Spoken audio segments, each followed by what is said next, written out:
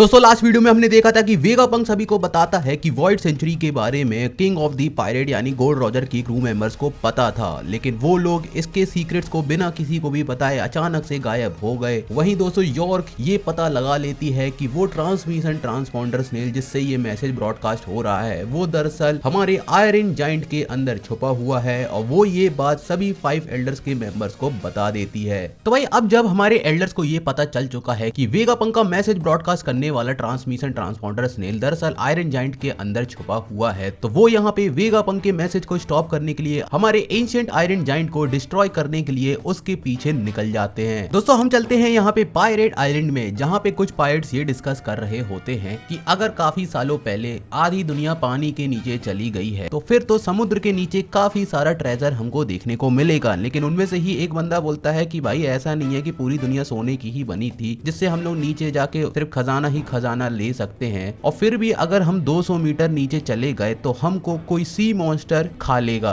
जिसके बाद वो लोग बोलते हैं कि नीचे जाके उनको खजाना मिले ना मिले, लेकिन वो लोग यहाँ पे मरमेड से तो मिल ही सकते हैं। वहीं दोस्तों ग्रैंड लाइन में हम मोंट ब्लॉन्क क्रिकेट और मंकी पायरेट्स को देखते हैं, जिनको हमने काइपिया आइलैंड सागा में देखा था। ये लोग भी यहाँ वेगापंक के मैसेज को सुन के काफी ज्यादा अमेज हो जाते हैं और एक बार फिर से अपने एडवेंचर्स को शुरू करने का फैसला करते हैं। दोस्तों मरीज के जीएस हॉस्पिटल में हम तसीगी को देखते हैं, जिसके पास स्मोकर का फोन आता है और वो यहाँ पे तसीगी से पूछता है कि तुम कहाँ हो, जिसपे तसीगी उसको बताती है कि वो इस वक्त जीएस हॉस्पिटल में मौजूद है सॉर्ट के मेंबर के साथ। और यहाँ पे हम लोग कोबी को भी देखते हैं जो यहाँ पे वेगापंक के मैसेज को भी सुन रहे थे, और इसी में हेलमेको से बोलता है कि इसका मतलब है कि वन पीस सच में रियल है। और यहाँ पे हम बाकी के सॉर्ट मेंबर्स को भी देखते हैं, जिनसे कोबी बताता है कि वो इस सारी इंफॉर्मेशन को अपनी नोटबुक में लिखना चाहता है, लेकिन वो यहाँ पे अभी काफी ज्यादा कमजोर है और उसका दिमाग भी इतनी सारी चीजों को प्रोसेस नहीं कर पा रहा। कोबी यहाँ पे सभी को बोलता है कि अगर वेगापंक जो कुछ भी बोल रहा है वो सब कुछ सच है तो हमको काफी सीरियस नतीजों के लिए तैयार होना होगा। और कोबी की इस बात से प्रिंस गुरुस भी अग्री करता है, जिसपे कोजाकू बोलती है कि अगर ऐसा कुछ हुआ तो उनका सामना करने के लिए सॉर्ड मौजूद है। और हम यहाँ पे एक्स ड्रेक को भी देखते हैं जो इस वक्त बेड में पड़ा हुआ है। वहीं वेगापंक अपने मैसेज को कंटिन्यू करता है और वो सभी को बताता है कि स्टोरी थोड़ी थोड़ी टुकड़ों में मौजूद है, और मैं यहाँ स्टोरी को पूरा करने के लिए बीच बीच में थोड़े बहुत स्पेकुलेशन भी ऐड करूंगा। और ये सब सुन के सभी लोग बोलते हैं कि भाई जो करना है करो, हमको पूरी स्टोरी जाननी है कि आखिर रॉजर ने वॉइड सेंचुरी का सच जान के दुनिया में पीछे क्या छोड़ा है। वहीं दोस्तों हम देखते हैं कि लेवोफेस का वेरियर यहाँ पे डाउन हो चुका है, और यहाँ पे हमारे साथी अब अपनी शिप 1000 सनी में सवार होके निकलने की तैयारी कर रहे हैं, जिसमें ये लोग यहाँ नोटिस करते हैं कि क्लाउड यहाँ पे स्ट्रेच होना बंद हो चुके हैं, लेकिन वो इतने काफी हैं कि वो लोग यहाँ से सीधा समुद्र में नीचे जाके लैंड कर सकें। पर यहाँ पे उनकी प्रॉब्लम बढ़ जाती है, क्योंकि वो लोग देखते हैं कि नीचे समुद्र में जहाँ पे वो लोग लैंड करने वाले थे वहाँ जाइंट्स के शिप के पास काफी सारी नेवी की शिप पहुंच चुकी हैं, जो कि यहाँ उनको रोकने के लिए आई हुई थी। खैर ब्रूक यहाँ पे कूप दे बस्ट का यूज करने के लिए सारी तैयारी कर लेता है, और नामी यहाँ पे जिनबे को कांटेक्ट करके जल्दी आने को बोलती है, लेकिन जिनबे बताता है कि वो लोग यहाँ पे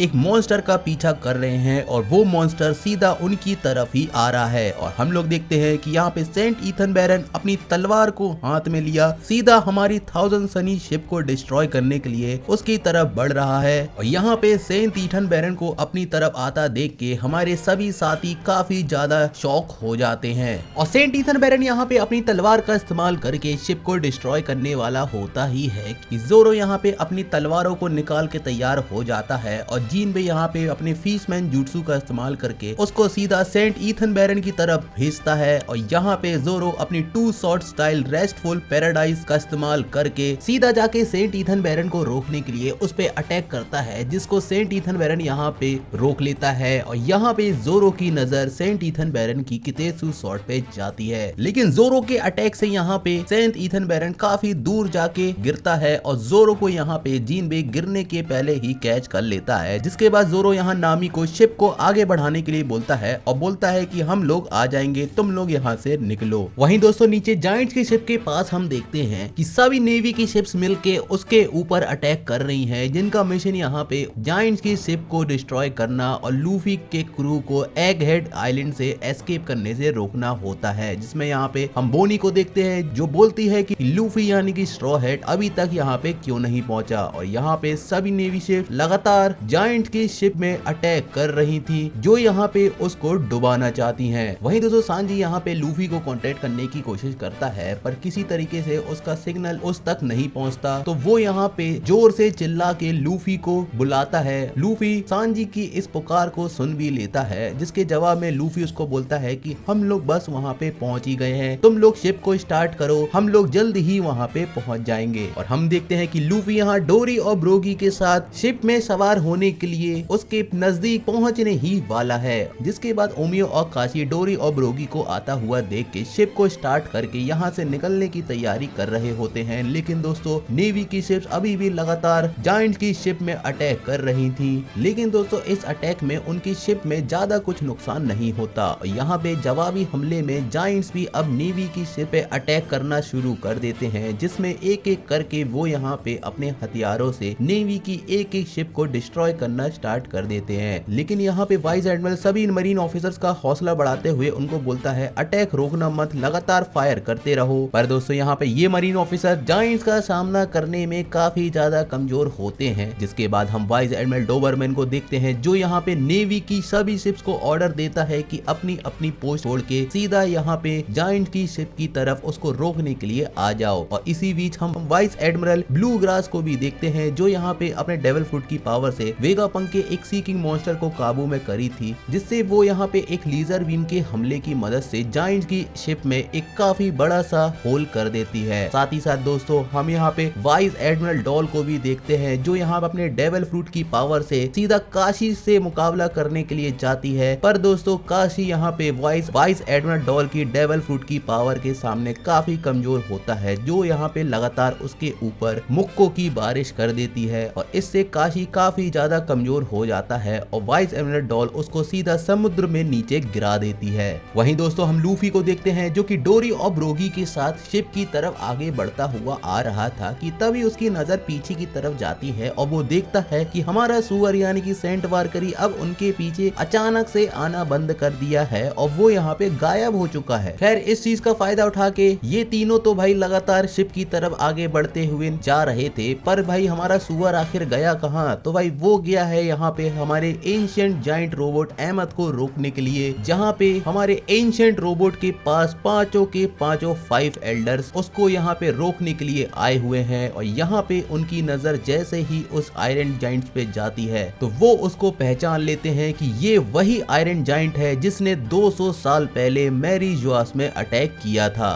खैर वेगापंक अपना मैसेज कंटिन्यू करता है और वो सभी को बताता है कि मैं यहाँ पे एक आखिरी मैसेज डिलीवर करना चाहता हूँ उन सभी लोगों के लिए जो कि दुनिया भर में अलग अलग जगह फैले हुए हैं, और ये मैसेज स्पेसिफिक उन लोगों के लिए है जिनके नाम में डी मौजूद है, यानी कि Monkey D Luffy, Monkey D Dragon, Monkey D Garp, Marshall D Teach और एस, यहाँ तक कि ट्रिफागर लॉ जैसे सभी कैरेक्टर जिनके नाम में डी मौजूद है। और जैसे ही दोस्तों वेगापंक यहाँ पे अपने मैसेज में डीन नाम का मेंशन करता है, 5 एल्डर्स यहाँ पे काफी ज्यादा गुस्से में आ जाते हैं और अपने मैसेज में वेगापंक आके बोलता है कि जिन लोगों के नाम में भी डी मौजूद है उनमें से ही एक पर्सन और यहाँ पे वेगापंक का मैसेज बंद हो जाता है क्योंकि सेंट वारकरी ने यहाँ पे हमारे एंशिएंट रोबोट में काफी जोरदार टक्कर मारी, जिससे हमारा रोबोट सीधा जाके नेवी की शिप्स को चीरता हुआ समुद्र के नीचे गिर जाता है। और इस हमले के इम्पैक्ट से उस एंशिएंट रोबोट के अंदर रखा हुआ वो ट्रांसमिशन ट्रांसपॉन्डर स्नेल जिससे वेगापंक का मैसेज ब्रॉडकास्ट हो रहा था वो खराब हो जाता है और वेगापंक का मैसेज वर्ल्ड वाइड ब्रॉडकास्ट होना तुरंत ही बंद हो जाता है। और जैसे ही ये मैसेज यहाँ पे दुनिया भर में ब्रॉडकास्ट होना बंद होता है, दुनिया के सभी लोग काफी ज्यादा टेंशन में आ जाते हैं, जिसमें हम वीवी को भी देखते हैं जो बोलती है कि भाई आखिर चल क्या रहा है, डी का मतलब क्या है। और यहाँ पे मॉर्गन बोलता है कि ये साला सिग्नल प्रॉब्लम भी तभी तभी आना था जब इस स्टोरी में मेन पार्ट आने वाला था। खैर, इस ब्रॉडकास्ट मैसेज के बंद होने से सभी 5 एल्डर के साथ साथ यॉर्क भी थोड़ी बहुत राहत की सांस लेती है। वहीं हमारा एंशिएंट रोबोट जो कि नीचे की तरफ गिरता हुआ आ रहा था, वो यहाँ पे अपने साथ साथ काफी सारी नेवी की शिप्स को भी ले डूबता है। वो यहाँ पे समुद्र के नीचे गहराई में लगातार गिरता हुआ जा रहा था और समुद्र में गिरते हुए उसके आखिरी शब्द होते हैं कि तुम कहाँ हो जॉय बॉय, मैं तुम्हें देखना चाहता हूँ, मैं तुमसे मिलना चाहता हूँ, तुम तो यहीं थे ना जॉय बॉय। ये अजीब बात है, ये बहुत ही अजीब बात है। और इन्हीं शब्दों के साथ हमारा ये एपिसोड यहीं पे समाप्त होता है। दोस्तों बहुत बहुत शुक्रिया आप सभी का वीडियो को पूरा एंड तक देखने के लिए। अगर तुम लोगों को वीडियो पसंद आई हो तो प्लीज वीडियो को लाइक कर देना। चैनल को अभी तक सब्सक्राइब नहीं किया है तो वो भी फटाफट से कर दो। और लास्ट वीक मैंने तुम सभी से क्वेश्चन पूछा था कि क्रोकोडाइल की टीम में रॉबिन का कोड नेम क्या था, तो इसका सही आंसर है दोस्तों मिस ऑल संडे। और जिन लोगों ने भी इसका सही आंसर दिया है उन सभी के कमेंट्स तुमको स्क्रीन के सामने शो हो रहे होंगे। और इस वीक का तुम सभी के लिए क्वेश्चन है कि तुम लोगों को बताना है कि वन पीस के अंदर मेरी फेवरेट कैरेक्टर कौन है। अब इसका आंसर उन्हीं लोग को पता होगा जो कि मेरी वीडियो को बहुत ही टाइम से देखते हुए आ रहे हैं। अगर तुम लोगों को इसका आंसर पता है तो नीचे कमेंट कर देना। मिलते हैं नेक्स्ट वीडियो में, बाय बाय।